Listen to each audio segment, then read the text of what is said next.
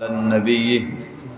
يا أيها الذين آمنوا صلوا عليه وسلموا تسليما طول درود شریف تلاوت کریں اللهم صل على سيدنا ونبينا وشفيعنا وكريمنا وحبيبنا وطبيبنا وسندنا ومولانا وملجانا ومأوانا محمد وآله وعترته بعدد كل معلوم لك الصلاة والسلام عليك سيدي يا رسول الله الصلاة والسلام عليك سيدي يا حبيب الله الصلاة والسلام عليك سيدي يا شفيع المذنبين عظمت اسلام معزز و محترم و مسلمانانو اللہ جل جلالہ حضرت سیدنا موسیٰ علی نبینا علیہ السلام او دا اغا مبارک مد مقابل ولید ابن مصعب چی مشہور دے پا فرعون باندی اغی واقعہ باری تعالی جل جلالہ صحیح سکے بیان کردی دا زما پرون وَإِذْ نَجَّيْنَاكُمْ مِنْ آلِ فِرْعَوْنَ يَسُومُونَكُمْ سُوءَ الْعَذَابِ يُذَبِّحُونَ أَبْنَاءَكُمْ وَيَسْتَحْيُونَ نِسَاءَكُمْ اللہ جل جلالہ فرمائی چی بنی اسرائیل و توائی چی آغا وقت خویات کرے چی ستاسو تزما دا فرعون دا او دا آغا دا لخکر دا سخت و عذابونو نجات درکا ډیر عذابونه او تاسو تماوي چې کار بیم په زیات کا ډوډۍ بیم کم اور کولا دي سره سره کپڑے وغیرہ انتظام بیم ولا نه برابر او ډیر سخت کارونو کې مبتلا کړیو خو ټولو نه لوی عذاب باری تعالی فرمایي چې هغه داو چې تاسو ماشومان وړکی به پیدا شو هغه به تاسو د پاره حلال ولا او تاسو بچي لورانه به ژوندې پرې خو دي دا پکې ټولو نه عظیم عذاب اوس الله جل جلاله فرمایي وَإِذْ فَرَقْنَا بِكُمُ الْبَحْرَ فَأَنْجَيْنَاكُمْ وَأَغْرَقْنَا آلَ فِرْعَوْنَ وَأَنْتُمْ تَنْظُرُونَ الله فرمایي چې هغه واقعات کړي چې پتا سو باندې سمندر اوښلاوه قلزم چې کوم سمندر دی هغه ما پتا سو باندې وښلاوه تاسو ته ما نجات درک او تاسو چې کوم مقابل فرعون او د هغه لخر تاسو ورته په خپل سترګو باندې کادا او تباہ او برباد مکړه واغرقنا آل فرعون او ما ډوب کړ په هغه کلزم په سمندر کې لخر د فرعون وانتم تنظرون حال دا چې تاسو ورته کاته اشاره باری تعالی جل جلاله هغه واقعي ته وکړه پرون ما تقریبا 36 ځای پورې واقعا بیان کړی و چې کله حضرت موسی علیہ السلام مدین شریف په طرف باندې هجرت وکړه هغه مدین خار کې د مبارک لس کاله تیر کړه حضرت شعیب علیہ السلام خپل لور مبارکه صفورا حضرت موسی علیہ السلام ته په نکاح کړه موسی علیہ السلام لسو کالو نه بعد چې کله مبارک مصر ته روان شو نو په مصر لیاره کې د ننه حضرت موسی علیہ السلام لباری تعالی پیغمبري ورکړه بیا د مبارک مصر لراغه په مصر کې سلوي اخکال فرعون سره جګړه وکړي جهادونه ور سره وکړه دې ځنه مخ کې واقعات سره چکلا حضرت موسی علیہ السلام مصر لراغه په مصر کې مبارک قسم معجزات خلقو ته ښکارا کړه او نبی د پاره معجزه یو دلیل ځکه چې نبی داوا وکا چې زه پیغمبر یم نو د هغه پیغمبرۍ د ثبوت لپاره د هغه پیغمبرۍ د ښکارا کولو لپاره رب العالمین جل جلاله انبیاء کرام له معجزې ورکړي دي چې څوک یقین نکا د استاد پیغمبرۍ نه اعلان انکار وکا چې ته پیغمبر نه نو ورته وایي چې باری تعالی مال دا کمالونه راکړي دي هغه داسې کمالونه به خدای پاک پیغمبرانو له ورکولو چې د عامو د انسانانو د عقل خلاف بو سلیمان علیہ السلام په هوا کې په تخ باندې روانو، نه پټرولو نه ډیزلو هیڅ شی هم نو، هوا یې تابع وه بس تخ به روانو. داسې نور انبیاء کرامو معجزاتو چې د هغوی په نبوت او په رسالت باندې واضح دلیلو. نو قسمه قسم معجزات موسی علیہ السلام ښکاره کړه دې دپاره چې دوی ایمان راوړي. خو فرعون او د هغه لښکر فرعونیان په هغوی کې ډېر زیات تکبر و غرور و ایمان یې قبول نه کړ. حضرت موسی علیہ السلام چې کله ډېر زیات خفه شو د باری تعالی په دربار کې عرض وکړ الها ستا چې کومه خالص مسلمانان دي خالص بندگان دي په هغوی باندې بره د فرعونیانو حکومت روان دی. باری تعالی نه عبادت ته پرېږدي نه ستا ته سم عبادت کړی نه عبادت ورله خوند ورکوي، قسمه قسم مصائب او تکالیفو کې مبتلا دي. خدای پاکه بنی اسرائیلو ته د غلوی خبیث نه چې دی نجات ور نصیب کا. چې کله دا دعا وفرمایله رب العالمین جل جلاله وحی وکړه موسی علیہ السلام ته. باری تعالی ورته فرمایي چې داسې کار به وکړي چې ته او خپل څومره ټول بنی اسرائیل سوچه بندگان او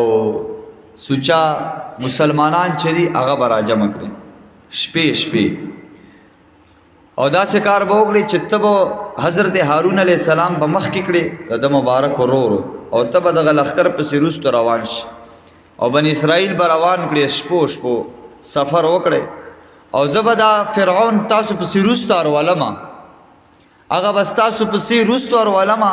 او چې کله لږ مزل وکړه نو ما ستا سره وعده ده چې په لیار کې بې تباه و برباد کړم. بس دغه حکم د باری تعالی جل جلاله موسی علیہ السلام ته راغی. موسی علیہ السلام داسې کار وکړ چې ټول بنی اسرائیل یا په پټه طریقه باندې شپې راجمع کړه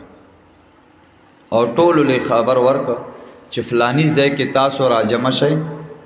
او فلانی ځای نه به موږ د شپې د سفر اراده کړو. د باری تعالی حکم دی. نو چې کله دا اعلان وکړ نو کم از کم په یو کلي دو کلو کې چې داسې اعلان وشي نور خلک تر خبر نی اسې چې هغوی تیاری وغیره کنه دا نور خلک هغه د تیاری نه خبر شي. فرعونیانو ته پته ولګېده چې دا بني اسرائیل د څه شي تیاری که هر یو انسان خپل سورلی برابري او کپړې ځانه برابري. خبر شو په 9 محرم ښه په 10 محرم باندې باری تعالی بني اسرائیلو ته نجات ورکړی ځکه موږ د عاشورې روژه م نسو 9 محرم دی نو بني اسرائیلو ډېره ښایسته طریقه اختیار کړه او وی داسې کار وکړه چې فرعونیانو له راله او ورته ویې چې تاسو ته پته نشته سبا 10 محرم دی او دا خو زموږ 10 محرم په ورځ باندې موږ اختر مناوو نو موږ دې دپاره تیاری کړو چې اختر له لاړ شو. اختر هم مناوو اختر چې سړی مناوی نو کم از کم قسمه قسم ښایسته کپړې به اچولي او مختلف زیوراتو باندې به ښایسته بیا به چې د عیدګاه لځي نو داسې کار وکړئ چې تاسو قیمتي چې کومې جوړي دي موږ له یې راکړئ چې موږ اختر مونځ پکې وکړو واپس به موږ تاسو له راوړو. هغه لاړو کورونو له قیمتي اشیا یا مختلف اقسامو کې ورله برابر کړو دوی له په لاس کې ورکړو. دا هم تر ګټه وه که نه دوی دا سامان ته را برابر کړ. 9 محرم شپه ده چې په دغه شپه باندې حضرت موسی علیہ السلام په دې بانه باندې چې موږ اختر لزو را روان شو. په دغه وخت کې او دا ورځ کومه وه 9 محرم خو ورځ د زیارت ورځ وه د جمعې په ورځ باندې فرعون تباه شوی و ښه جمعې په ورځ د زیارت مبارکه شپه ده. موسی علیہ السلام عمر په دغه وخت کې څومره اقوال مختلف دي ټولو نه صحیح کول دا دی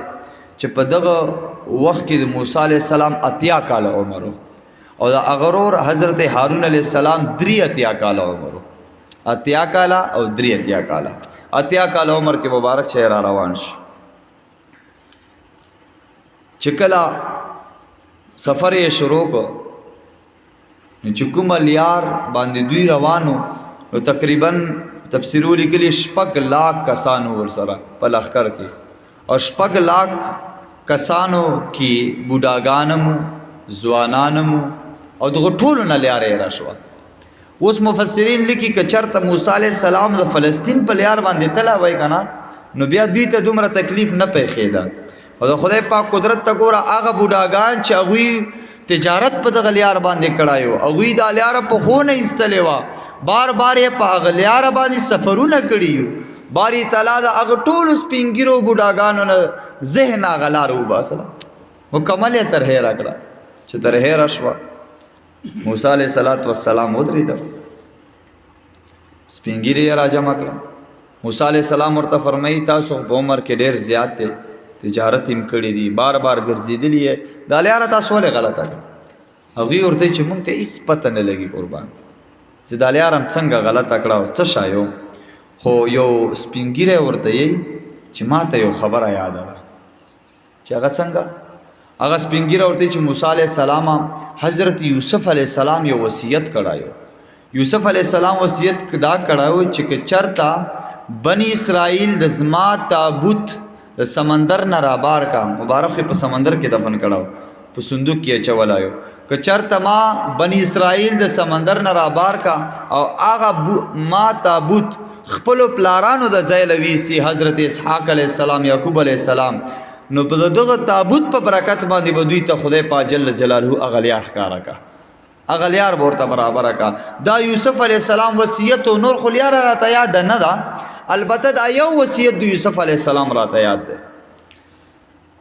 حضرت موسی علیه السلام ته چې کله دا خبره وکړه نو موسی علیه السلام په ټول لښکر کې اعلان وکړ چې زه لیار خو به په تابوت په برکت باندې معلومه شي خو اوس دا تابوت به چرته یوسف علیه السلام مزار خو شته نه دی دا تابوت مبارک به اوس مونږ کوم ځای کې پیدا کوو نو په دغه وخت کې هېڅ چاته معلومات نو یو بوډۍ ښځه وه هسې وړه غوندې خیمه یې وه د هغه خیمې نه را بهر شو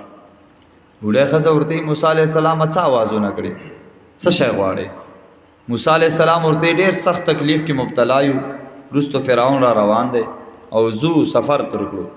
داسې کار وکړه چې د حضرت یوسف علیه السلام تابوت مبارک په باره کې معلومات راکړه او دلته په لښکر کې چې څومره خلک دي یې ته معلومات نشته چې هغه تابوت یې چرته دی بوډۍ ورته یې چې واحد زه پاتې یم په قوم کې یو واحد زه یو پاتې یم چې صرف زما ته د یوسف علیه السلام د تابوت معلومات دي بل داسې په قوم کې راته څوک نه ښکاري چې هغه ته به دا معلومات دي هغه به دا تابوت پیژني حضرت موسی علیه السلام ورته چې مهرباني وکړه دا تابوت مونږ ته وښیه چې په کوم ځای کې دی چې مونږ هغه تابوت مبارک راوباسو او په هغې ذریعې سره لیار معلومه کړو بوډۍ ورته چې دومره په اسانه خو زه ستاسو ته نه تابوت وښیامه او نه م هغه ځای له ورولم یو شرط مده هغه شرط به منې څه شرط دی چې اول شرط مده دعا راته وکړه چې خدای پاک مزوانه کا موسی علیه السلام او دې کې یو کیسه ورته کړم بیا دې واقعې له راځم ښه ډېر ښکلی حدیث دی یو نبی علیه السلام په اختیاراتو باندې یو مضبوط دلیل دی ورته چې اول سوال مدا دی چې خدای پاک مزوانه کا حکم راغی باری تعالی د طرف نه ورته وکړه دعا څنګه دعا ورته وکړه بوډۍ نه مکمل ځوانه جیلۍ جوړه شوه ورته چې بس دی وایي نه دویم شرط نشته دویم شرط مدا دی چې جنت مرنه غواړم او په جنت کې د ستا ملګرتیا غواړم جنت کې مې ستا سره چې ملګری مې ما که دا سوال منې ډېره ښه ده که نه منې نه روښیامه موسی علیه السلام چې کله دا خبرې ورته وکړه باری تعالی د طرف نه حکم راغی جنت مولا ورکړه ورته وایي چې په جنت کې به زما ملګرتیا هم کوي ملګری به یې را سره دا سوال یې مولا ومانه دلته لږ سټاپ شئ ښه دین علی انشاءالله العزیز بیا راځم حضور پاک علیه السلام په مجلس کې ناست یو اعرابي راغی عربیان څنګه وو نن سبا مونږ استاسو کوچیان ورته یو کو سوچ وکړه هغه دین نه ډېر زیات لري که نه ناخبرې نو عربي ول راغی نبی کریم علیه السلام مبارک ته یې ټول صحابه اوس خاموش ناست دي ورته قربان یو لو شای ما پکار دی کراله دا راته حضرت علی شیر خدا رضی الله تعالی عنہ فرمایي چې څنګه چې عربي دا خبره وکړه وی چې مونږ ډېر زیات خوشحاله شو چې اوس به عربي ځان دپاره د جنت سوال کا او نبی علیه السلام په دربار کې خو بهر یو شی میلاوېده چې کله دا خبره وکړه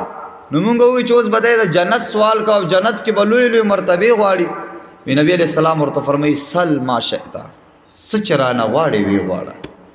صحابه فرمایي چې ټول مخونه مونږ هغه ته ور واړوله. اوس په دې تماشه باندې یو چې دی به اوس جنت غواړي او نبی علیہ السلام ورله اختیار هم ورکړي چې څه چې غواړې رانه ویې غواړه. په دې ټیم کې دا چې څه شی ته وغوښته هرکه یې الله. چې عربي ورنږدې شو او ورته یې قربان د اوښې بچی مه پکار دی، اوښې بچی راله راکړه. ګورې ورته ښه دا کیسه خو د بوډۍ واورېده که نه، د حدیث ورسره ډېر زیات مناسب دی ځکه ما ووایي. پیغمبر علیه السلام ورته په خندا شو، ورته فرمایي چې د اوښې بچی به لار کړمه، خو ته د بني اسرائیلو د هغه بوډۍ نه هم کمزوری چې موسی علیه السلام مبارک ته تابوت وخاوه، جنت ته تر وغوښته، په جنت کې خپله ملګرتیا تر وغوښته او ته یې لبې له ما نه اوښې بچی وغوښته، ته د هغه بوډۍ نه هم دومره کمزوری. نو بیا حضور پاک علیه السلام صحابو ته فرمایي چې چا سره چې د اوښې بچی دغه صحابي له یې ورکړی. نو پته لګي چې مبارک په لاس کې ډېر اختیار و. پیغمبرانو له الله تعالی ډېر اختیارات ورکړي دي. بوډۍ چې دا دواړه سوالونه قبول شو، موسی علیہ السلام ته یې چې لاړ بشي فلانی دریا له، په هغه دریا کې یو طرف راځي، فلانی طرف دی، هغه طرف پته نشه چې کوم طرف یې ورته خو د فلانی طرف له ولاړ شي، هلته به په لاس باندې اوبه داسې ووایي چې کله اوبه لاړې او راشي نو تا ته به لاندې د حضرت یوسف علیه السلام تابوت مبارک ښکاره شي. بیا به داسې کار وکړې په لاسو به نه لرې کوي، څه آلې اسباب به برابر کړې، په هغه اسبابو باندې به دا اوبه بهر راوباسي، نو تابوت به چې خپله د اوبو سر له راشي. هغې ته ډېر معلومات بس هغه تابوت راوباسئ او د هغه تابوت په برکت باندې به انشاءالله لیاره معلومه کړئ. حضرت موسی علیہ السلام را روان شو چې کومه دریا یې ورته وښولې وه، هغه دریا له چې راغی مبارک چې دا اوبه لرې کړي، اوبه چې څنګه لرې کړي، د بوډۍ خبره رښتیا شوه، د هغه ښځې خبره رښتیا شوه، هغه لاندې تابوت ولیدل شو. بیا یې تابوت مبارک رویسته، تابوت مبارک یې چې څنګه رویسته، بني اسرائیلو د هغه په برکت باندې لیار معلومه کړه چې مونږ دغه لیار ده په دې طرف باندې مونږ روان یو. نو تاسو ته ما ووایي که نه چې که چېرته دوی د فلسطین په لیار باندې تللي وای دوی نه خطا کېده، خو د رب العالمین په دغه خبره کې ډېر زیات حکمتونه. او دا تابوت څنګه ونه علما لیکي چې دغه تابوت سنگ مرمرو نه جوړو، سنگ مرمرو نه جوړو، په دغه تابوت مبارک کې حضرت یوسف علیه السلام مبارک پروت و. چې کله دی را روان شو نو تقریبا بال صفون یې لیکلی، بال صفون یو ځای دی، هغې ته مقابل مخامخ چې دی دریای قلزم ورته دی. خلک دریای نیل کې هغه مشهور دریای نیل نه دی چې په هغه کې یوسف علیه السلام غرق شوی او هغه کې ډوب شوی و که نه، خو شاه عبدالعزیز لیکي چې دا تحقیق نه دی، دا خبره غلطه ده، په کلزم کې دی غرق شوی او ډوب شوی، په دریای نیل کې نه دی تباه شوی. چې دوی کله ټوله شپه سفر وکړه نو سحر ټیم و، رڼا لګېدلې و، نور یا نه دی راختلی چې دوی خپل ځای ته راورسېده. سحر چې شو فرعون خبر شو، هغه جاسوسانو له خبر ورور چې هغه خو دوی اختر له نه تله، تاسو خو نه چې هغوی په 10 محرم باندې اختر و په دغه بهانه باندې ستاسو نه ځان ویسته او هجرت که بل ځای نه لځي. ګوره خدای پاک صرف فرعون خو تباه کوي، په کومه طریقه باندې راولي. جاسوسانو چې دا خبر ول ورکړه چې هغه ستانه په دې بهانه باندې لاړه چې مونږ ته نه خلاص شو او اختر بهانه یې ورته جوړه کړه، اختر په منځ کې نشته دی. نو فرعون داسې کار وکړ چې کوم تیز رفتار اسونه تیز منډه به والا او هغه باندې بره چې کوم پاخه استادانو تکړه تکړه هغه یې برابر کړه. نو تفسیر روح البیان لیکي چې 70 لاک فوج تیار کړه، 70 لاک چې کوم په اسونو باندې سوارو هغه او یا لکه کسان هغه یې را روان کړه. او دی سره سره 1 لاک کسان داسې تیار کړه چې هغوی په لاس کې توري وي، 1 لاک کسان داسې تیار کړه چې هغوی په لاس کې غشي وو، او 1 لاک کسان داسې تیار کړه چې هغوی په لاس کې د اوسپنې غټ غټ ګړوزونه وو. دوی خو په خیر اراده وه چې بني اسرائیل بس ټول ختمو او داسې را روان شو. چې کله ډېره لیاره یا فرعون چې دی ډېره لیاره باندې روان شو هغه ډېره لیارې توی کېدو نه بعد بني اسرائیل یې په سترګو باندې ولیده. بنی اسرائیل چې کله ولیدو بنی اسرائیل دغه فرعون نه ډېر زیات یېرېده لکه چې موسی علیه السلام د راتګ نه مخکې ډېر سخت ظلمونه ورسره کړي نو هغه ډېر زیات سخت غبراو شو ټول د موسی علیه السلام خواله راله مبارک ورته فرمایي مه غمجن کېږئ او مه یېرېږئ ما سره رب العالمین وعده کړې ده چې زه به ستا له چې دی نجات ورکوم ستا له به زه فتح او کامیابي ورکوم همدلته به فرعون تباه کېږي ستاسو ګورئ چې څنګه دا خبره ورته وکړه نو رب العالمین جل جلاله ته موسی علیه السلام عرض وکړه موسی علیه السلام ورته رب کریمه دا خو دریا ده قلزم لویه دریا ده مونږ سره نه کشتی شته دی نه را سره اسباب برابر دي په کومه طریقه باندې مونږ په دې دریا باندې کېوځو رب العالمین حکم ورته وکړ چې دا کومه همسا ده په لاس کې دا په دریا کې لګوه چې څنګه دغه همسا په دریا کې ووهله نو تقریبا چې 11 لیارې په دغه دریا کې جوړې شو هغه 12 لیارې جوړې شو د 12 لیارو طریقه څه وه د خدای قدرت ته ګوره چې کومه لیاره به جوړېده هغه اوبو نه به د اوبو دیوال جوړېده دیوال په شکل کې به دا اوبه ختې ښه ځای به خالی کېده او د دیوال په شکل کې به اوبه ختې نو په داسې طریقه باندې 12 لیارې برابر شو د 12 لیارو برابرېدو نه بعد بیا یو سخته هوا راله دومره سخته هوا وه چې لاندې څومره اوبه وې دغه لیارو کې دا مکمل اوبه یې خشکې کړې او وچه ځمکه پکې پیدا شو چې کله وچه ځمکه پکې پیدا شوه نو الله جل جلاله حکم وکړه موسی علیه السلام ته او تا تمام لښکر په دغه لیارو کې روان شي بس په دغه لیارو کې روان شو اوس خدای پاک قدرت ته ګورئ چې یو بل خو نی که نه چې په منځ کې دیوال ونی یو بل به څه ونی نو په هر اوبو کې خدای پاک یو د اوبو روشندان ورته پیدا کړو سوري په منځ کې اوبو په مینځ کې یو روشندان ورته پیدا کړو نو دوی په مزه مزه روانو پاسونو باندې او خپل منځ کې خبرې هم سره کوي کبې هم لګاوه فرعون متعلق هم خبرې کړې رب العالمین جل جلاله په خیر سره حضرت موسی علیه السلام د هغه چې څومره لښکرو هغه یې د اوبو نه تېر کړ چې تېر یې کړ نو فرعون اوس درېدلی دی تماشه کړه فرعونیانو له راله ورته چې سردار که سوچ ته کړی د اوبو دیوالونه جوړ شوي او دا په ډېر وخت کې را ټیټېږي اوبو دیوالونه چې لاندې راځي مونږ به تېر یم یو او بل ورته چې که ته د نظر وکړې که نه دا څومره لیارو باندې چې بني اسرائیل تیر شو دا ټولې خشکې دي فرعون ورته چې او ظالمانو تاسو ته دا پته نشته چې دا لیارې ولې خشکې شوي دي اوبو کې 12 لیارې ولې جوړې شوې لښکر ورته چې هغه څنګه فرعون ته ورته چې هغه څنګه ته موږ ته بیان وکړه دی ورته چې دا اصل کې وجه دا ده چې زرالمه د سمندر د زما د یری د وجه نه په منځ باندې وشلېده او استقبال د پاره د لیارې راته جوړې کړې او استقبال د پاره د اوبه راته خشک کړې بس فرعونیانو ته چې کله دا خبره وکړه نو هغوی خو به نعوذ بالله رب ورته وي خدای به ورته وي وی بالکل ستا خبره ټیک ده خو زه چې په ورش فرعون چې کله را روان شو نو لږ مزل یې چې وکړه نو حامان ورته یې داسې کار دی که نه چې زما ته دا لیارې خطرناکې ښکاري ګوره ځکه چې دا لیارې صرف بني اسرائیلو دپاره کولاو شو او ورته یې چې زما او تا ته پته چې خدای پاک څومره رانه ناراضه دی داسې نه چې د لیارو په منځ کې ورشو اوبه راباندې یکدم جاري شي فرعون ته چې کله دا خبره وکړه هغه یې په شک کې واچول هغه ټول لښکر ته آواز وکړه چې مه راځئ یو قسم چې رانه شي نو چې کله یې واپسۍ اراده وکړه چې واپس دی کلزم دغه سمندر نه لاړ شمه حضرت جبرائیل علیه السلام راغی نو دا فرعون چې په کوم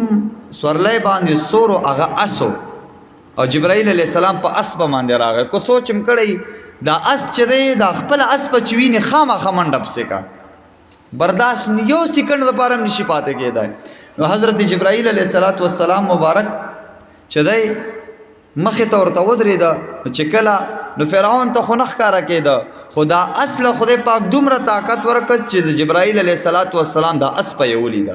او چې څنګه یې ولیده نو جبرائیل علیه السلام اوس بله خبره درته کړم دا به مخکې واقعه کې تاسو له فایده درکړه جبرائیل علیه السلام اس په چې کومه پښه پورته کوي که نه خدای پاک جل جلاله لاندې هغه نه شینکی پیدا کوي قدم به چې پورته کړه لاندې به کبل راوشو شینکی به راوشو نو فرعون په لښکر کې یو سړی سامري نامه یې وه هغه سامري داسې کار وکړ چې دا کوم ځای کې چې د حضرت جبرائیل علیه السلام اسب مبارک په خبه پورته شو د هغه پخې ځای نه خاوره راوخیسته بیا بنی اسرائیل له تر خوسای جوړ کړه او هغه خوسی به اوازونه کړه بیا دغه ته عبادت شروع کړو را روان دي دا خبره یاد ساتئ چې سامری دغه خاورې نه چې نعوذ بالله خوسای جوړ کړه یو نو چې کله جبرائیل علیه السلام د اسب مخ کې شو نو د فرعون د اسب سه منډه واله نو فرعون کې ډیر زیات طاقت وو هغه ډیر زیات روکاو کې د شروع کړ کنه چې زدا اسرا ټینګړ مارا ټینګ کړم هغه اسور ته وی چې کینو کا چې تمہارا ټینګ نه کړي نو فرعون چلا اوس فرعون ځان په چولو د پاره دا اسرا روکاو کوي ورستو د لخر دا ګمان وک چې زموږ مشر او خدای چې روان دی په سمندر کې نو مونږ څه شایو هغه ټول په سر روان شو چې ټول را روان شو خدای د سمندر منځ ته ورسېد کنه خدای سمندر منځ ته شو رب العالمین هوا ته حکم ورکړ چې دا هوا ته حکم وکړ چې دومره په تیزی سره ورشه کنه چې سکندونه مرکهونه لګي او ټول یو بو مغه سه هوا راکړه او بو ته حکم وکړ چې مخکې چې څنګه روانه وي هغه نه په 2 چنده باندې تیز روانه شي بس چې څنګه دا حکم د باری تعالی وش هوا رااله او بو مکمل اوارش او اواریدونه پس نور یو بو فل تیز په سراله سره د غلخ کرے په او بو کې غرق او تباہ دا ټول بنی اسرائیل حضرت موسی علیہ السلام الله ورته فرمایي کنه تاسو ورته کاته ټول ورته ګوري چې فرعون په کومه طریقه باندې تباہ کړي چې څنګه دا خبيث په وبو کې ډوب شو کنه نو بس وبو کې غر کېدو ډوبېدو نه لګ مخ کې خله څنګه आवाज اوله چې زبا کلمه یا ما چې خدای پاک ما په موسی علیہ السلام او پستا باندې ایمان راوړل جبرائیل علیہ السلام خو التب سین کې موجودو ما چې څنګه خله आवाज اکړه او د الفاظ ویل چې زه په دا یام او کلمه بیان پتی ټیک خله کې ولا خاطه واچو او د خله ولا دا سټه کړه کنه چې بالکل لفظ هم نشو ادا کوله خبيث ته اوس ایمان راوړي خدای پاک مرتي کنه مخ کې چرته تلاوي سلويخ کال یا نعوذ بالله د خدای په داوا کې ګوره تیر کړي خو سلويخ کال ځان ته خدای و خلق ورته سجدي لګولې نو چې خدای پاک جل جلاله هغه تباہ او برباد کړ چې تباہ او برباد کړ موسی علیہ السلام بنی اسرائیل ته مبارکي ورکړه لسم محرم دی بنی اسرائیل مبارکي نه اخیسته موسی علیہ السلام ورته ډېر عجیب قوم یې مبارکي څه نه اخلي نو دوی ورته چې وسمم یقین نشي چې فرعون به صحیح مړی کا ژوندای به سخت لري دا کنه رب العالمین جل جلاله دا سکارو کو چې وبوته حکم وکړه چې دا سکار اوبو ته حکم وکړ چې دا ټول چې څومره بدنونه ستا ډوب کړي دا ټول بهر را گزار کړه ټول بهر را گزار کړه اول بدن پکې د فرعون د اوبو نه بهر را گزار شو چې کله په وچه باندې راول وېده او بنی اسرائیل فرعون ته وکاته چې مړ دی ورغه افسا پکې نشته دی نو بیا حضرت موسی علیه السلام مبارک نه مبارکي وخښتا او خوشاله شو لسم محرم باندې موږ ولې روزه نسو ځکه موسی علیه السلام مبارک په دغه ورځ باندې روزه نیوه او څه لبی نیوه ځکه رب العالمین جل جلاله موسی علیه السلام او هغه ټول بنی اسرائیل ته فرعون نه په دغه ورځ باندې نجات ورکړو خو مون خالی ور سره دین په دی باندې بدل دی فرق به ورسره راولو دوی صرف لسم محرم روزه نیسي مونږ به داسې کار کړو چې لسم سره بیان نه هم پیوس کوو او یا لسم سره به یو لسم پیوس کوو نو نه هم لسم یا لسم یو لسم روزه چې ما واستاونسو نو د هغه ثواب به راته میلاو شي د حضور پاک علیه السلام په حدیثو کې چې کوم ثواب هغه به موږ ته میلاو شي نو الله جل جلاله دغه واقعه چې کوم بیان کړی د سمندر د شلیدلو دغه وضاحت مفسرینو داسې کړو بیا هغه نه بعد بنی اسرائیل بیا په ګناهو کې مبتلا شو او داسې ګناهونه یې وکړه چې بیا د خوشي عبادت شریک او هغه نه بعد بیا نور عذابونو کې مبتلا ان شاء الله په روان ایتونو کې براش د غایت ترجمه ته ګور الله فرمایي و اذ یاد کړه هغه وخت نبی علیہ السلام مبارک ده